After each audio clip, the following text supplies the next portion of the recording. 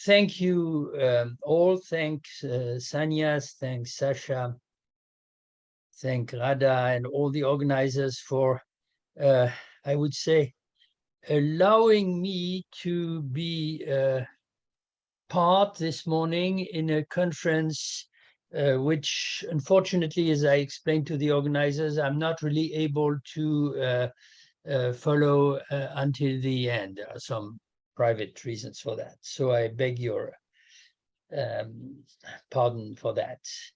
And then I also want to say that what I'm going to improvise precisely is both, as you will see, completely experimental or tentative. I haven't reached any theory, any doctrine, not even a set of solid statements on the issue that I'm going to touch this morning.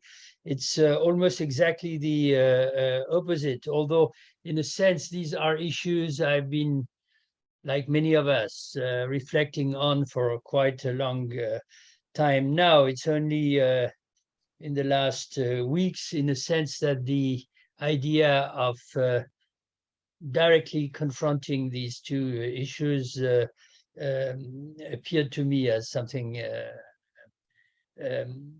necessary, and I thought, why not try and use the occasion of the conference to begin, but not more than that. And it will be also very speculative.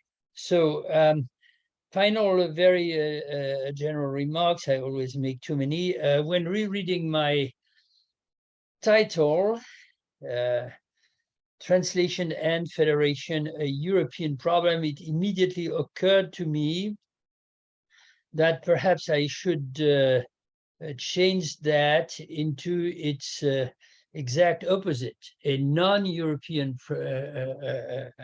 problem. But of course, I need both antithetic formulations.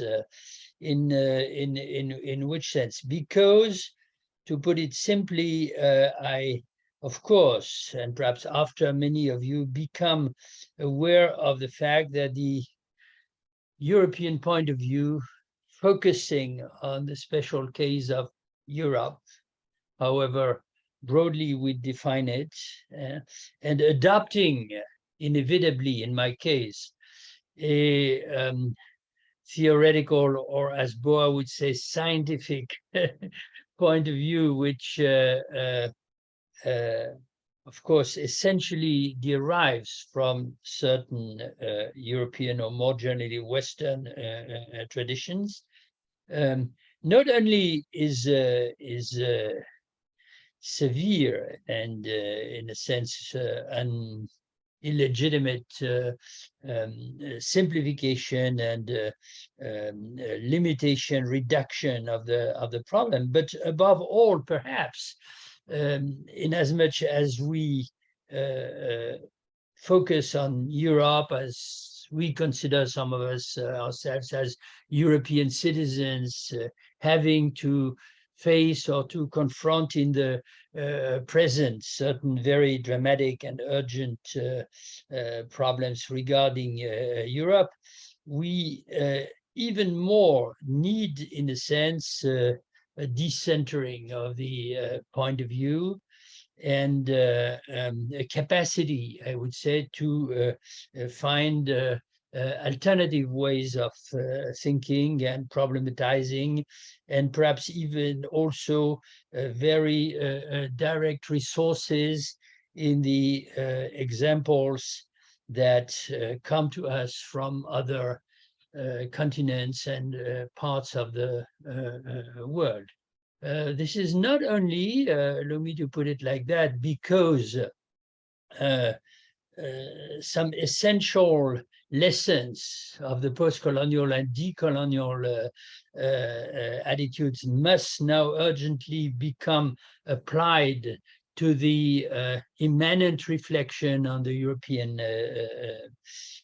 case or situation.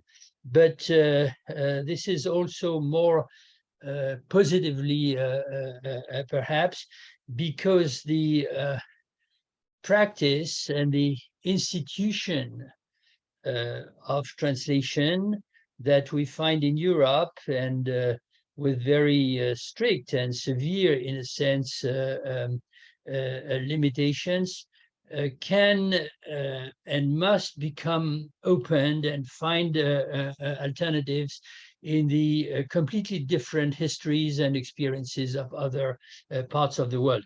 I have to say, I don't know if I'll have time to return to that, but I just finished reading Suleiman Bashir Diane's latest book, De langue à langue, From Language to Language, with the subtitle, The Hospitality of Translation. I think that this is an extremely interesting and fascinating contribution to our debates, which completely vindicates the idea that we Europeans in our situation today would have something very important to learn from Africa. Okay, so I perhaps already took too much time for that. Let me propose a series of questions and remarks, if you like, gathered around two groups of issues. First, I will propose something like a chronology or a travel, I would say, among the reasons that I had to propose this formulation. The starting point, of course, is deeply rooted in the present drama of the Russian-Ukrainian war. In a paper that has been, to my great honor and pleasure, I must say, was initially a lecture at Birkbeck College called In the War, and it's published online with Russian and Ukrainian translations by the remarkable online journal Commons that is published by the Ukrainian left, and a broader version was published in France. So I submitted the idea that, of course, the Russian-Ukrainian war is a war that is developing at several levels, and the direct confrontation between the two nations, or the nation and the empire, being only, of course, the first one, but it is the one to which we always must return, not only for political reasons, but also if we want to understand what the long-term conditions and causes of the conflict are. Now, among these conditions, of course, is the extremely sensitive, and as we all know, I will simplify, I'm not an expert, complex ecology, if you like, or a system of competing languages in this part of the world. I propose to consider, after the etymology, Ukraine as a borderland, which historically was always torn and successively dismantled and recreated across centuries, torn between several competing kingdoms and empires, which with as a result continues, sometimes extremely violent, and we must even say including the worst of all, genocides, of which there have been two on the Ukrainian soil, shortly one after the other, the Holodomor and the Shoah. And so the consequence of these extremely powerful displacements of population has been a remarkable and very unstable regime of multilingualism. In a response to my paper, the one of the Ukrainian editors of the journal discussed or challenged, I would say, my immediate relationship established between the idea of a borderland and the problem of plurilingualism, giving examples of many federations in Europe and elsewhere, which are plurilingual by definition, but not borderland. We could discuss that.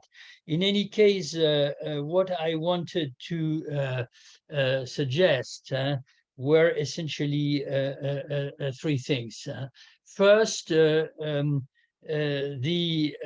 tragic history of Ukraine as a region, I would say, without very clear or fixed borders in time, has produced a situation in which not only several languages are used within the same territorial borders, but they profoundly overlap. I mean, meaning that a great deal of the population with important sociological and generational differences are continuously shifting between essentially Russian and Ukrainian, which leads to the question, I leave it open for the minute,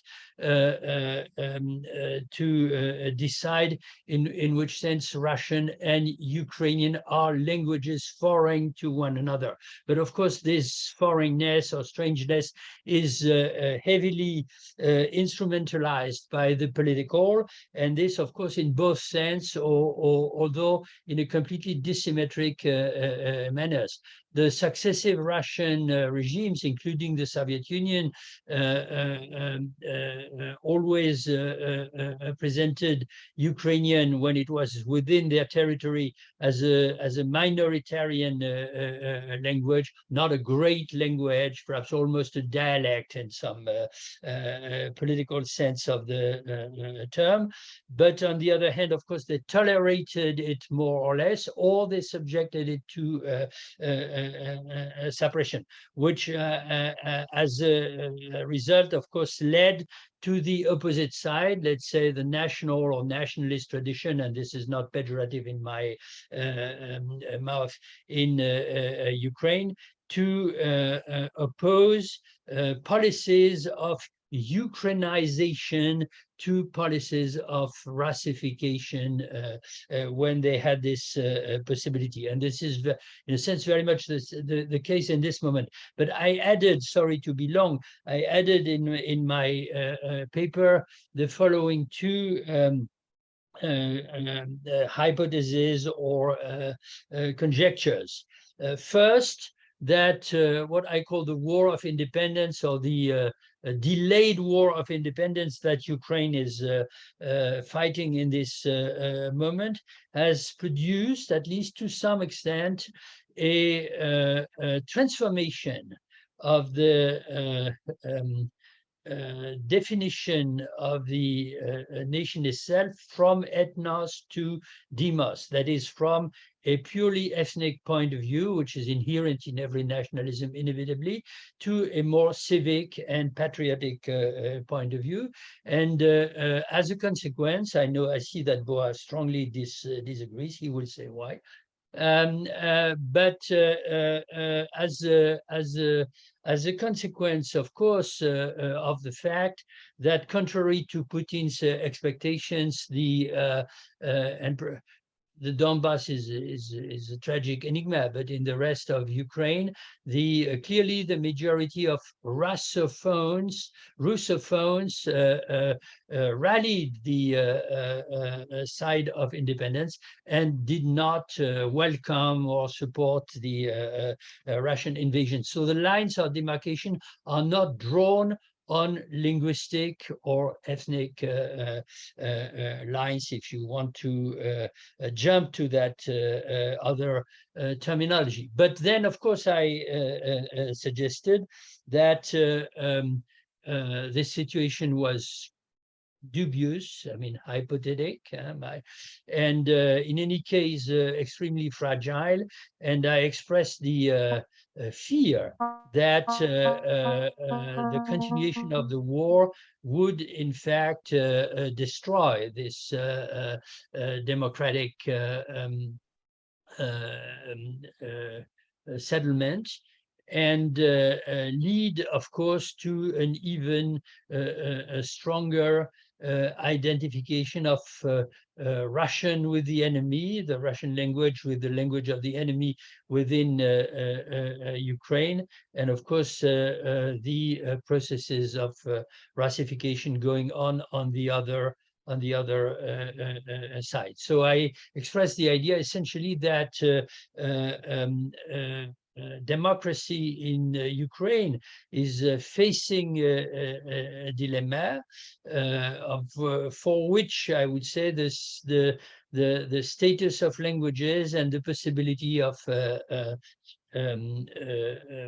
institutionalizing a plurilinguistic regime would be a kind of criterion. And finally, I gave, as some of you will easily understand why, I gave as a symbol, in a sense, of the situation, or perhaps an ideal model after which to try and think the fact that one of our esteemed colleagues, and some of us collaborated with him, in particular in the project of Barbara Cassin's vocabulaire, dictionary of the untranslatables, that is the philosopher from Kiev, Konstantin Tsigov, has published some years ago, and I find this absolutely remarkable, twin translations of this vocabulaire or dictionary, both into Russian and into Ukrainian in the city of Kiev, and with the help of the local university. Now, I've been too long on that, but that's, and I don't know how much time I still have. Perhaps 10 minutes, Paul? Absolutely 10 minutes, yes. 10 minutes, okay. So I'll do my best. So I'll skip some intermediaries, however important I find them. With regret, but I think everybody is aware of that, I will not spend time on what I nevertheless see as an absolutely necessary detour, that is through the history of Yugoslavia. Forgive me if I don't use the standard expression ex-Yugoslavia. I find it unbearable for a number of reasons. The history of Yugoslavia, of course, is what Rada Ivikovic has, and many others here, of course, but I think of her in particular, deeply analyzed and explained, along, in particular, I'm quick, two lines of explanation and argument.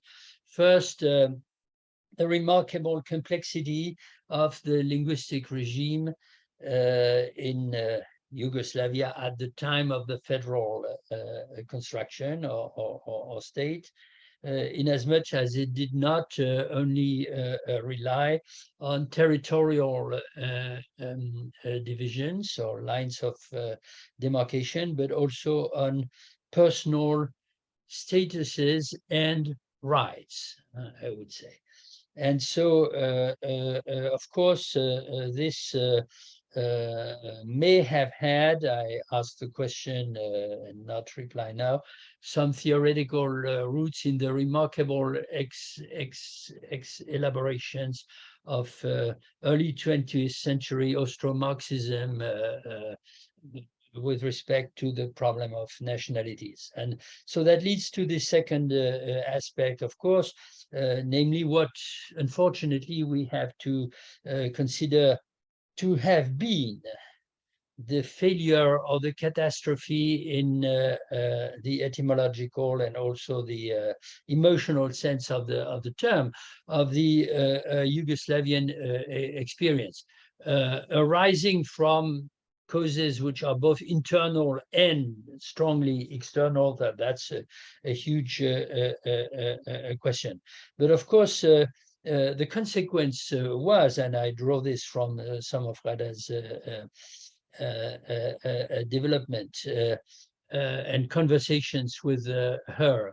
What we might call not a resurgent, but I would say a hyper-nationalization or re-nationalization of languages in the Yugoslavian territory, such as, for example, we observe that too in the Czech Republic and Slovakia, intense and official efforts to create the biggest possible differences between Serbian and Croatian, which at some point could be almost indiscernible, at least in the spoken language, and the of course, by definition, the destruction of the remarkable possibility that existed in Yugoslavia at the personal level to declare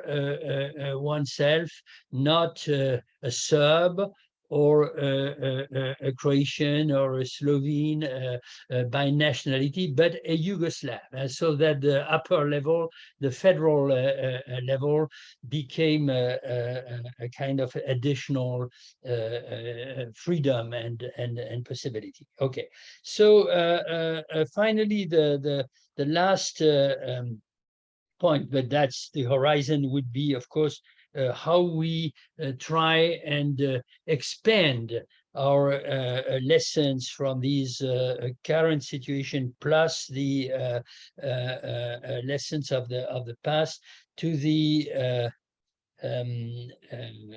vexed issue, I would say, of the existence of a public sphere, Öffentlichkeit, in the Habermasian sense, and therefore a realm or a space of citizenship across the internal borders of Europe. That is, making Europe not a pseudo-federation, but a quasi or a federation in a sense to be defined. And of course, this has nothing to do with the adoption of or it cannot be solved, I would say, with the adoption of one language becoming the official federal language, as English remains the federal language in India, for example.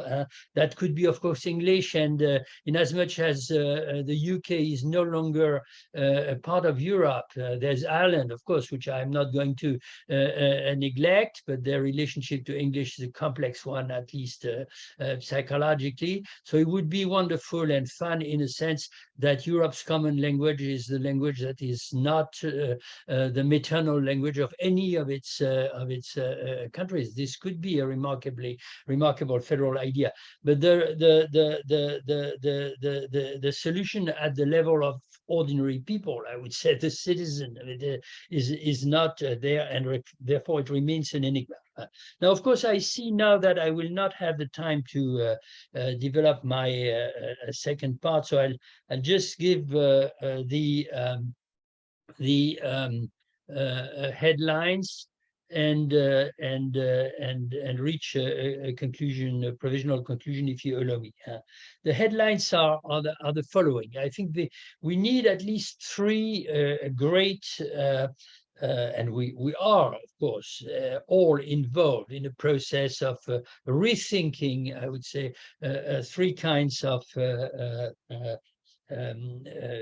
basic axioms, theoretical premises, which concern the very articulation of language and nation as an institution, the definition of translation, and the definition of federation. So I have no time, so I don't do what I cannot do. But on the articulation of language and nation, I know that Naoki will talk about that in a very learned manner later.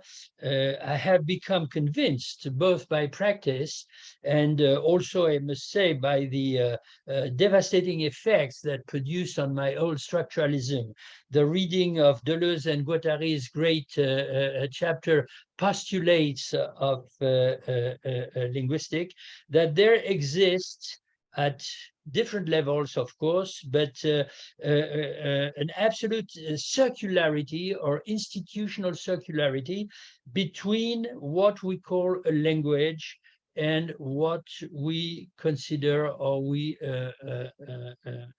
believe to be a nation.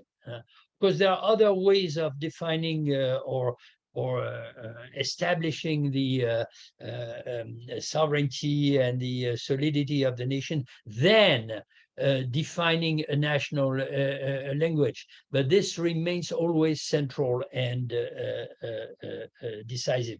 And on the other hand, which is perhaps even more important, the typical closure, I would say, of the notion of language or idiom, separated language, which of course runs through modern European history from the German Romantic and especially the Humboldtian definition of languages to the structuralist definition of a system, is a direct replica, I would say, or a mimetic image of the closure of the nation. And of course, this leads to the creation through language of internal borders, collective internal borders that are the counterpart to the external geographic border, and therefore gives the activity of, puts the activity of translation, I would say, before a dilemma. Either respect this closure and only negotiating or find ways to travel across the border, or transgress the very existence of the borders. Okay, so that leads to the question of how to define translation and what I would call, as yes, I finish, as Emily Apter, translation zones and that's of course a long story, and that's the object of our conference.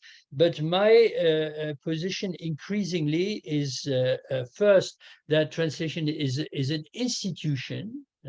But second, it is also a practice, and therefore we need to define and analyze the practices of translation, both as politically determined and as deeply rooted in anthropological differences and issues. Now, of course, that would lead to acknowledging that there are many different types of translation, and the abstract concept, which remains even for most of us, based on the idea that you have two languages that are separated from another, they're isolated wholes, and you move from one to another in a mimetic or manner, something that even Benjamin did not completely challenge, although he profoundly displaced it from the inside, is an abstract situation.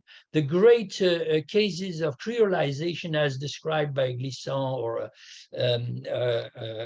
or others, are fascinating in this respect, because in a sense what they describe is a continuous move of individuals and meaning between different linguistic universes that are not separated precisely, but overlap and create their offsprings.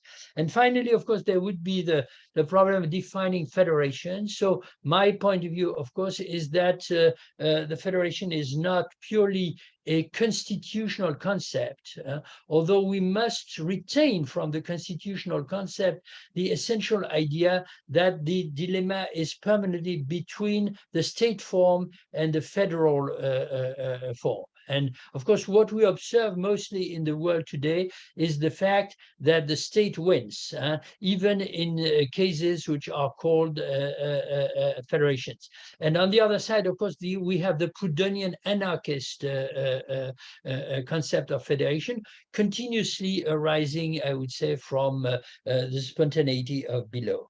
That leads perhaps, following a very nice idea in Frederick Jameson's Archaeologies of the Future, of what I would call a political linguistic utopia. I would call it intensive federalism. instead of purely extensive federalism. A federation or a federational form, I would almost be tempted to say spirit, or democratic spirit, which aims at preserving étrangeté, strangeness or strangehood within the state or the nation itself, on a basis which, of course, is not prescriptive, but is a matter of a choice. And that's, of course, where the lesson of Austro-Marxism somehow remains valid.